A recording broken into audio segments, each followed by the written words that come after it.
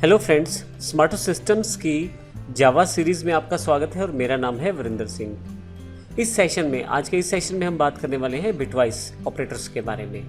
Bitwise काफ़ी सारे operators हैं। बिटवाइज ऑपरेटर्स मुख्यतः बिट्स लेवल पे कार्य करते हैं, अर्थात बाइनरी डिजिट्स बेस पे कार्य करते हैं, और हम इसे देखेंगे किस प्रकार से प्रैक्टिकल इस पर कार्य किया जाता है। लेकिन सबसे पहले समझते हैं हमारे पास ऑपरेटर कौन कौन से हैं। हमारे पास सबसे पहले एंड बिटवाइज है। एंड बिटवाइज जो है ये आपके पास बिट बेस कार्य करेगा, और यदि आपके पास बाइनरी डिजिट्स में सभी जगह 1 रहेगा तो आउटपुट में 1 आ जाएगा। बिटवाइज और है हमारे पास, अगर 2 ऑपरेंड यानी कि 2 वेरिएबल्स हैं अगर आपके पास, तो दोनों में अगर किसी एक में भी 1 आएगा तो 1 आ जाएगा, दोनों में 1 आएगा फिर भी 1 आ जाएगा आपके पास। बिटवाइज एक्सक्लूसिव और में किसी भी वेरिएबल में 1 होने पर दोनों में 1 हो जाएगा।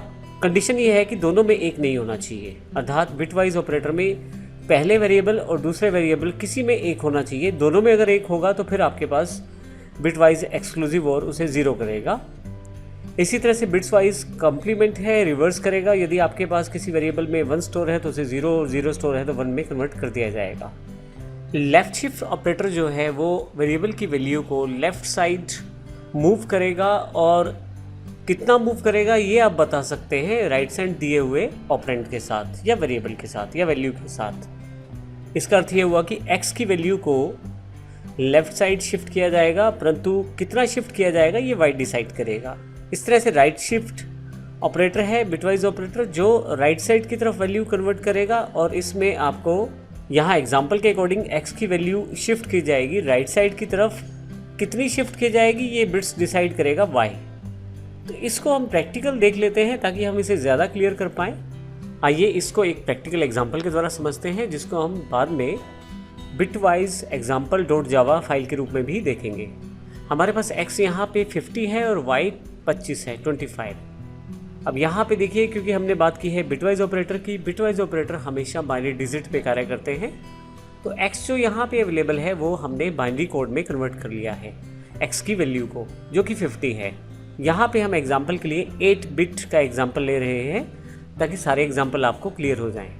y में भी हमने कन्वर्ट कर लिया है 25 को, जो हमारे पास बैठता है। y को भी हमने कन्वर्ट कर लिया है, जो हमारे पास ये डिजिट दिए गए हैं, ये बाइनरी कोड है 25 का। तो हमारे पास x यानी कि 50 का बाइनरी कोड है और y यानी कि 25 का बाइनरी कोड हमारे पास अवेलेबल है। सबसे पहले बिटवाइज एंड की बात करते हैं। बिटवाइज एंड में यदि x और y की बाइनरी वैल्यूज़ में जहाँ जहाँ 1 आएगा दोनों में, वहाँ पे नीचे आउटपुट में 1 आ जाएगा। तो यहाँ यदि आप देखें तो यहाँ 0 है, यहाँ 1 है, तो क्योंकि दोनों में 1 नहीं है तो 0 है। यहाँ ऊपर 1 है, नीचे 0 है तो भी 0 है, दोनों 0 हैं तो भी 0 है, फिर से 0। यहाँ पे ऊपर भी 1 है और नीचे भी 1 है, तो इस कारण से नीचे 1 आया है, और बाकी आगे की तरफ फिर से तीनों 0 हैं। तो इस तरह से यदि हम देखें तो अगर बाइनरी इस तरह से यदि हम देखें x एंड y करें, जो कि बिटवाइज एंड है, तो हमारे पास आउटपुट 16 आता है, क्योंकि इसे बाइनरी लेवल पे डिसाइड किया गया है।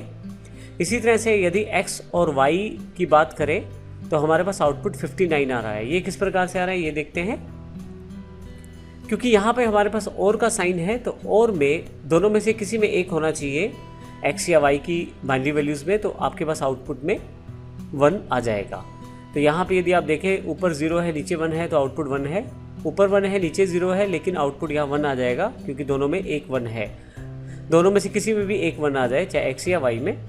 इस तरह से यहाँ 0 है, यहाँ 1 है, उससे आगे यहाँ भी 1 है, क्योंकि दोनों में ही 1 है, इसलिए यहाँ भी ये केस ट्रू है।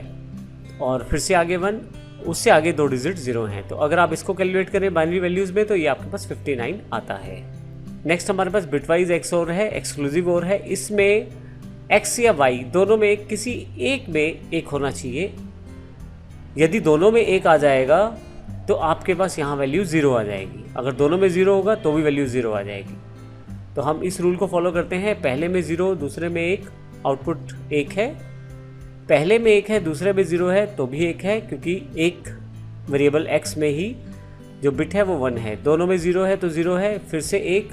अब इस बिट की तरफ ध्यान दें तो यहाँ दोनों में 1 है।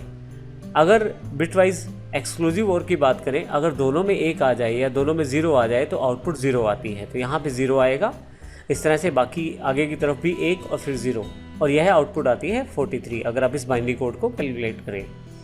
इसी तरह से बिटवाइज कॉम्प्लीमेंट की बात करें तो बिल्कुल रिवर्स प्रोसेस है। जो आपके पास डिजिट दिए गए हैं उनको जहाँ 0 है वहाँ 1 लगा दिया जाएगा, जहाँ 1 है वहाँ 0 लगा दिया जाएगा। ये -51 आपके पास एग्जाम्पल में आता है अगर बाइनरी के x के कॉम्प्लीमेंट को हम देखें तो। इसी तरह से लेफ्ट शिफ्ट ऑपरेटर की बात करें, x की वैल्यू को लेफ्ट साइड की तरफ शिफ्ट करेगा कितने डिजिट्स के साथ, जितने डिजिट हम ये लेफ्ट शिफ्ट ऑपरेटर के बाद देंगे। x हमारे पास जो वैल्यू अगर आप देखें तो ये वैल्यू है हमारे पास 50 की। अगर यहाँ पे मैं शिफ्ट करता हूँ लेफ्ट शिफ्ट ऑपरेटर के साथ 2 लगाकर, तो इसका अर्थ है 2 डिजिट ये लेफ्ट साइड की तरफ मूव करेंगे सारे के सारे डिजिट्स, और ऐड रहेंगी यहाँ पे 0। इसका अर्थ ये हुआ कि पीछे की तरफ मैं यहाँ 2 0 जोड़ूंगा, जब 2 पीछे की तरफ 0 जोड़ूंगा तो आगे वाली 2 0 है वो हट जाएंगी, क्योंकि हम ये मान के चल रहे हैं कि हमारे पास टोटल जो बॉक्स है वो 8 बिट का है। तो इस तरह से आपकी काउंटिंग यहाँ से शुरू होगी, ये 1 है, फिर दूसरा 1, फिर 00, फिर 10, लास्ट में 20, जो कि ये डिजिट बनता है, और यह वैल्यू बनती है 200। इसी तरह से अगर आप राइट शिफ्ट की बात करते हैं तो x की वैल्यू को राइट साइड शिफ्ट किया जाता है, लेकिन कितनी 0 के साथ, 2 0 के साथ, क्योंकि ये मैं साथ में स्पेसिफाई कर रहा हूँ।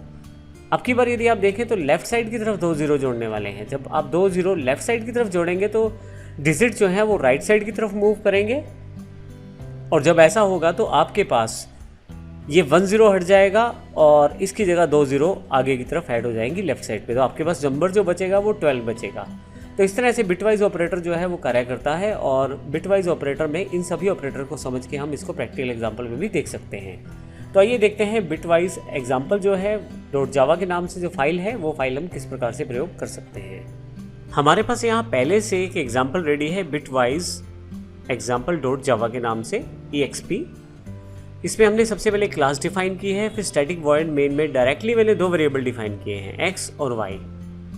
अब यहाँ पे हमने x में 50 असाइन किया है, जबकि y में 25 असाइन किया हुआ है। सबसे पहले मैं यहाँ पे एंड ऑपरेटर लगाता हूँ, तो उसके लिए यहाँ यदि आउटपुट में देखें तो मैंने एंड का यूज़ किया है। आप अगर इसका आउटपुट नीचे की तरफ देखें, पहले मैं इसे रन कर लेता हूँ, एग्जीक्यूट कर लेता हूँ, ताकि मेरे पास यहाँ आउटपुट अवेलेबल हो जाए। तो अब देखें सबसे पहले x एंड y में आउटपुट 16 आ रहा है। ये उसी तरह से कैलकुलेट किया है जिस तरह से मैंने आपको अभी पीछे एग्जांपल में शीट में दिखाया है। अगर x और y लेंगे तो 59 आएगा, x एक्सक्लूसिव और के साथ y करेंगे तो 43 आएगा, कॉम्प्लीमेंट में -51। अगर आप लेफ़्ट शिफ्ट ऑपरेटर का यूज़ करते हैं 2 डिजिट के साथ तो 200 आएगा आउटपुट, 200 यानी कि। यदि आप राइट शिफ्ट ऑपरेटर का यूज़ करते हैं 2 डिजिट के साथ तो आउटपुट 12 यानी कि 12 आएगा।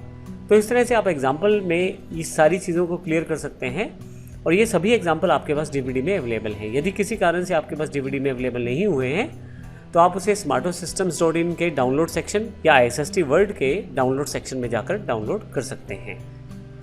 नेक्स्ट सेक्शन में हम बात करेंगे अगले ऑपरेटर जो कि है प्रीफिक्स और पोस्टफिक्स, उसकी जानकारी लेंगे और उसके एग्जाम्पल को भी हम वर्कआउट करेंगे। धन्यवाद।